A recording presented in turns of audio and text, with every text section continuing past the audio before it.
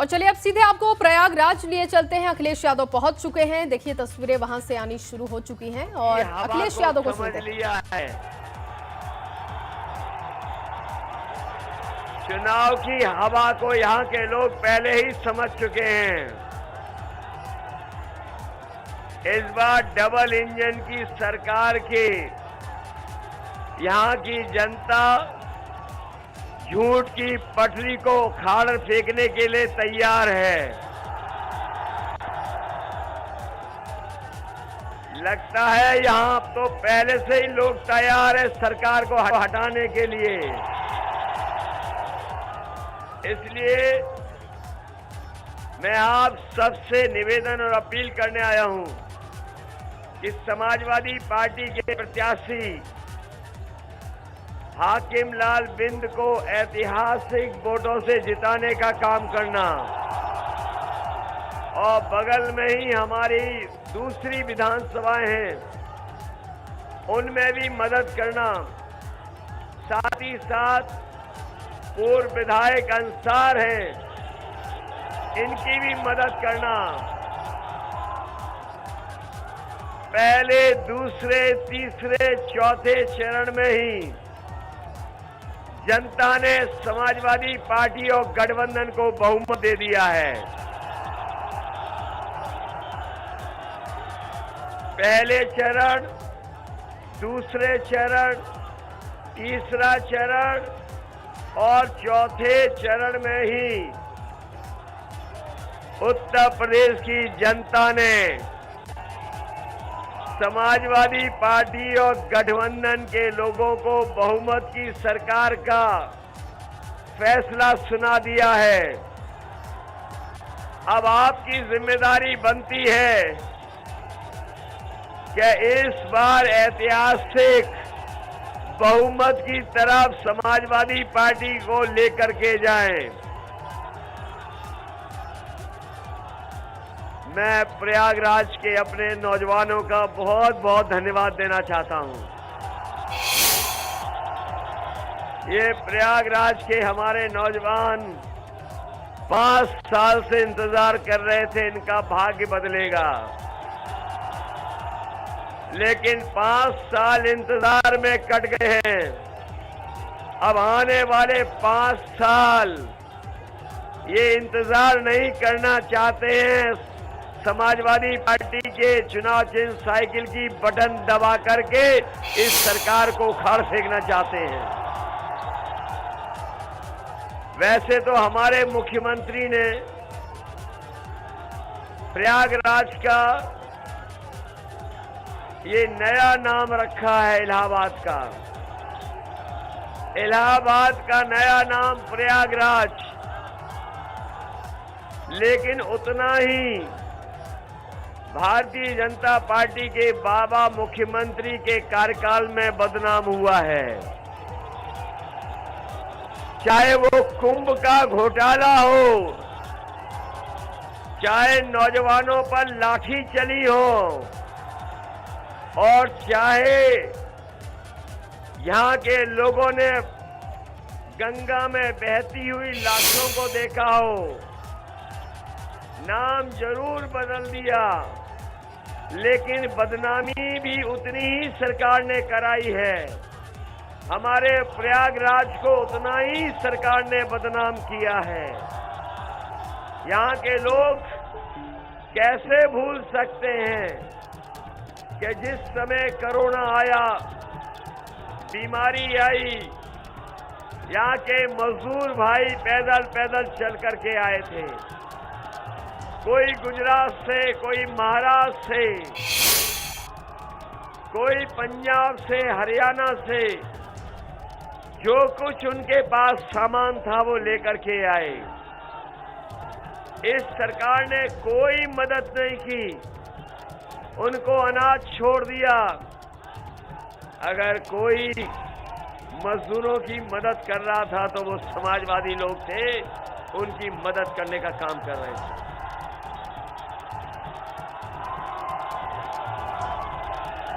मदद समाजवादी लोग कर रहे थे। सरकार के लोग तो जनता को अनाज छोड़ करके चले गए। ये सरकार जो चल रही है, ये जो बाबा मुख्यमंत्री हैं, ये भूल गए कि अभी चुनाव तो 5वें चरण में प्रयागराज में जाना है। यहाँ के नौजवान इंतजार कर रहे हैं कि ये जो गर्मी निकाल रहे थे, जो गर्मी निकालने की बात कह रहे थे, इनकी इस बार इलाहाबाद प्रयागराज के नौजवान वोट डाल करके गर्मी निकालने का काम करेंगे। वैसे तो पहले ही ये ठंडे हो चुके हैं। जनता ने जब से वोट दिया इनके खिलाफ, ये बीजेपी के नेता और कार्यकर्ता ठंडे पड़ चुके हैं। मैं अपने नौजवानों से कहना चाहता हूं, ये वही नौजवान हैं जो अपने खेतों की भी रखवाली कर रहे हैं, और जब समय निकलता है इन्हें सुबह तो अपनी दौड़ लगा करके फौज की तैयारी भी करते थे। लेकिन नौजवान जानते हैं, ये गर्मी निकालने वाले ने, जो गर्मी निकालने वाले मुख्यमंत्री थे, उन्होंने पिछले 3 साल से फौज की नौकरी नहीं निकाली। 3 साल से वैकेंसी नहीं निकली। जो नौजवान सुबह दौड़ दौड़ करके तैयारी करते थे, उनकी उम्र बढ़ गई। उम्र की सीमा के बारे में भी नहीं सोच रहे हैं। जो लोग झूठ बोल रहे हैं, भर्ती के नाम पर उनके मुंह में ताले लगे हुए हैं। फौज की भर्ती के नाम पर न केवल उनके मुंह में ताले हैं, बल्कि भारतीय जनता पार्टी की सरकार के जो पदों पे मंत्री बैठे हैं, उन्होंने भी लोहे की चैन से लगा करके ताले लगाए हुए हैं। फौज की भर्ती नहीं हो रही है, न फौज के जो बड़े बड़े भर्ती के आयोजन होते थे, 3 साल से रुका पड़ा है। उम्र बढ़ गई है। समाजवादी सरकार आएगी तो हम अपने नौजवानों को भरोसा दिला के जा रहे हैं कि फौज की भर्ती के लिए उत्तर प्रदेश की सरकार को जो भी सहयोग करना पड़ेगा, हम अपने नौजवानों के लिए भर्ती खुलवाएंगे। न केवल भर्ती फौज में, बल्कि पुलिस में भी जितने भी पद खाली हैं, बड़े पैमाने पर भर्ती करके नौजवानों को वर्दी पहनाने का काम समाजवादी सरकार में होगा। ये नौजवान नौकरी करना चाहते हैं, वर्दी पहन करके देश की सेवा करना चाहते हैं। इस सरकार ने न नौकरी दी और न इन नौजवानों को भर्ती दी है, न वर्दी दी है। पिछले 3 साल से इंतजार, और 11 लाख पद खाली है उत्तर प्रदेश की सरकार में। वो भी पद अभी नहीं भरे गए हैं। बताओ, पद भरे गए हैं क्या? पद नहीं भरे गए, पद खाली हैं। समाजवादी पार्टी ने अपने मैनिफेस्टो में लिखा है, सरकार आएगी तो 11 लाख पदों को भर करके नौजवानों को नौकरी देने का काम समाजवादी सरकार में होगा। इधर मैं देख रहा हूं, नौजवानों के हाथ में बड़े स्मार्टफोन दिखाई दे रहे हैं।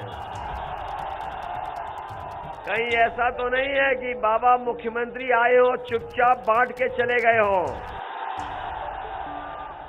क्या ये बाबा मुख्यमंत्री के दिए हुए स्मार्टफोन है? वो तो कह रहे थे कि 1 करोड़ स्मार्टफोन दिए हैं। न केवल स्मार्टफोन की बात कर रहे थे, वो तो लैपटॉप बांटने की भी बात कर रहे थे। लैपटॉप, बताओ, लैपटॉप मिला है किसी को? और बाबा मुख्यमंत्री देते भी क्यों आपको? वो तो खुद ही चलाना नहीं जानते। और इधर आपने उनकी एक तस्वीर देखी होगी सोशल मीडिया पर, वो खुद पश्चिम देख रहे हैं और जनता पूरब देख रही है।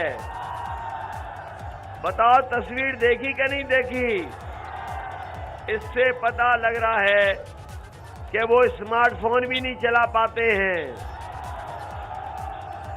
और एक और उनके नेता हैं जो बहुत बड़े नेता हैं, वो डोर टू डोर जब प्रचार कर रहे थे उस समय थूक लगा करके पर्चा दे रहे थे। अभी उन्होंने जो लैपटॉप पे बयान दिया है, उस बयान को सुनकर के जनता लोटपोट हो रही है। उन्होंने कहा कि जो 12वीं के बाद इंटर पास कर लेंगे उन्हें लैपटॉप देंगे। अरे शुक्र है उन्होंने ये नहीं कहा कि इंटर पास करने के बाद जो 10वें में एडमिशन ले लेंगे उन्हें लैपटॉप देंगे। बताओ, लैपटॉप नहीं दिया, स्मार्टफोन नहीं दिया। और ये इसलिए नहीं दे रहे हैं क्योंकि न केवल ये चलाना नहीं जानते, बल्कि आज के समय पर जो टेक्नोलॉजी में बदलाव हुआ है उसके महत्व को भी नहीं समझते हैं। इनके नेताओं के आपने भाषण सुने होंगे, इनके नेताओं के भाषण सुने।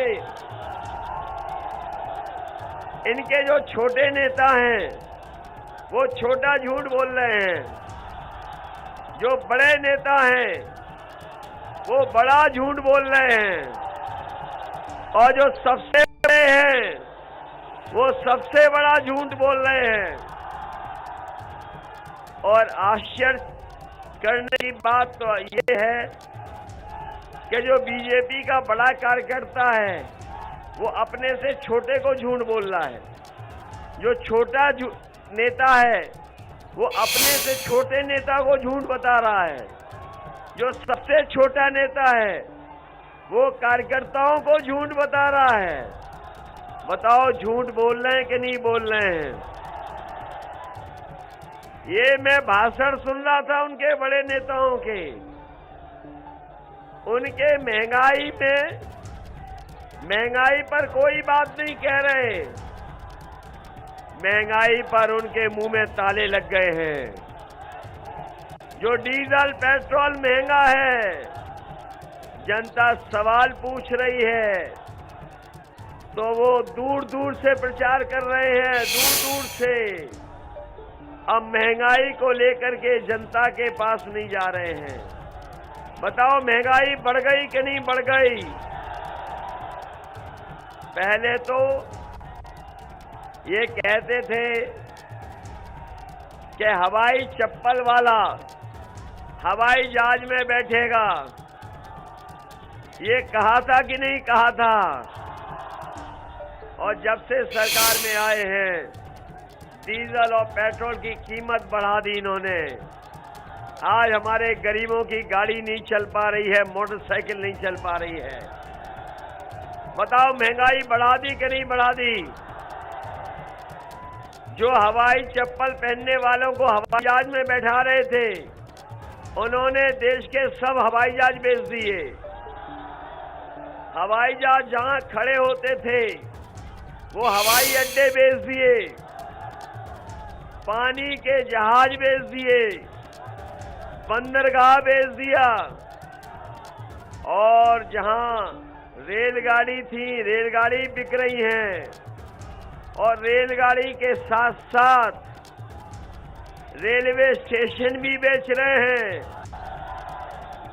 और वो इसलिए बेच रहे हैं, आपने वो पुरानी कहावत सुनी होगी, न रहेगा बांस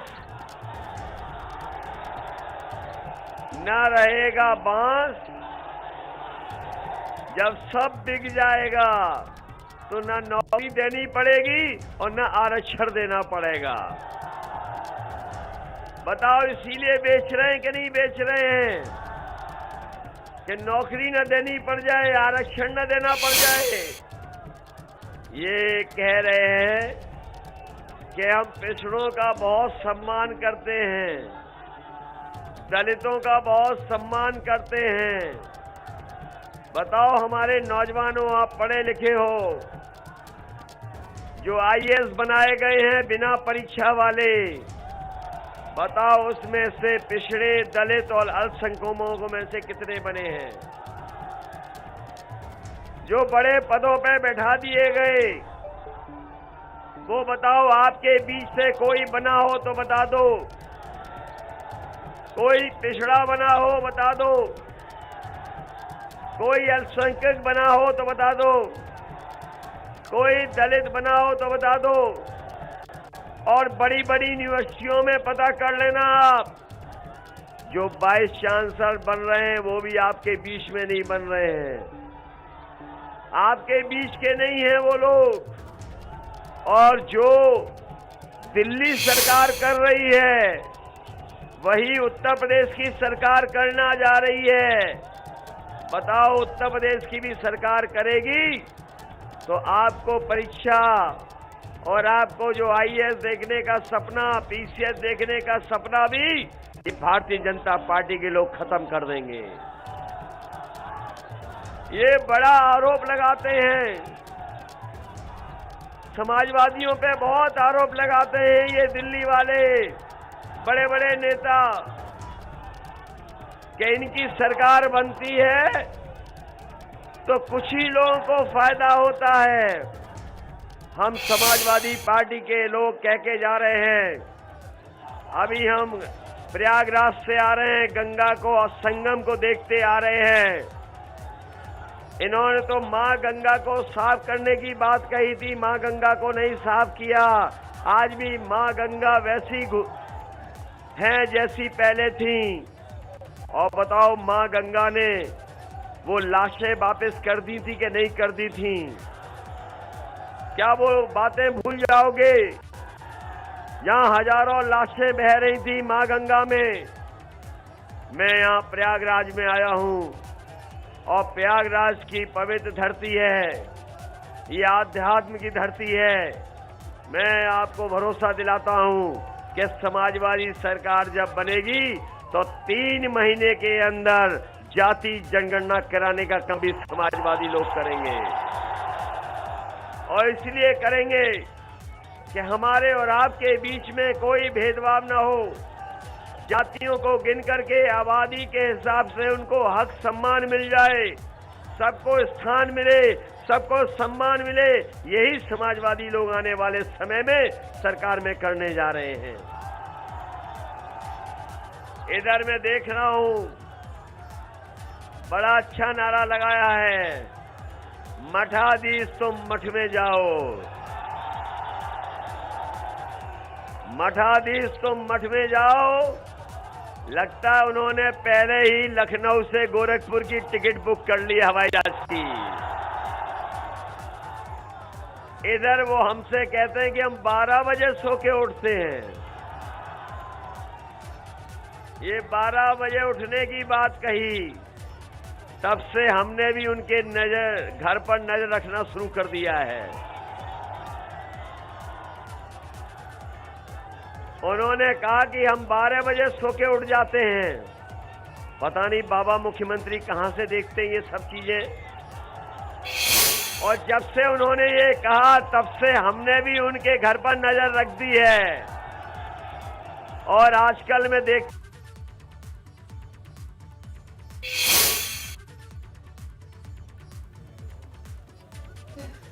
तो देखिए, अखिलेश यादव को आप सुन रहे हैं, प्रयागराज से सुन रहे थे आप। और ये सरकार आपके आईएएस बनने का सपना छुड़वा देगी, सब कुछ बेच देगी। एक बार फिर से सुनते हैं। हमने जानकारी करवाई ये क्यों जा रहे हैं पुताई वाले, तो पता लगा कि धुएं के दाग को मिटाने के लिए पुताई वाले मुख्यमंत्री आवास में जा रहे हैं। बताओ बाबा जी जा रहे हैं कि नहीं जा रहे हैं? इसलिए हम आपसे कहना चाहते